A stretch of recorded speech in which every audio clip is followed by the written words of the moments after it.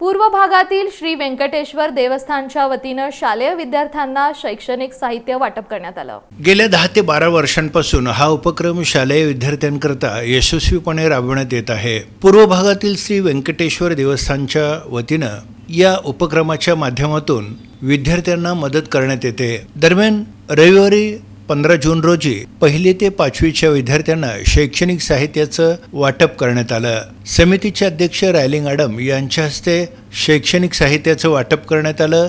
दाजीपेठ इथल्या श्री व्यंकटेश्वर देवस्थानमध्ये हा कार्यक्रम संपन्न झाला। मंदिराचे मुख्य पुजारी श्री गुणास्वामी यांच्या हस्ते वेद मंत्रोच्चारात वह्यांचं पूजन करण्यात आलं।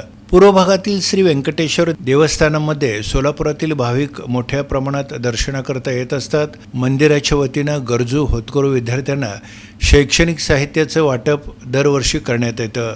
यंदा तपपूर्तीचं वर्ष असल्याचं सचिव व्यंकटेश्वर चिलका यांनी सांगितलं।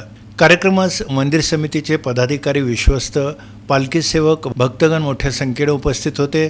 जवळजवळ 1000 विद्यार्थ्यांना शैक्षणिक साहित्यांचं वाटप करण्यात आलं असून याबद्दल विद्यार्थी आणि पालक वर्गातून समाधान व्यक्त होत आहे।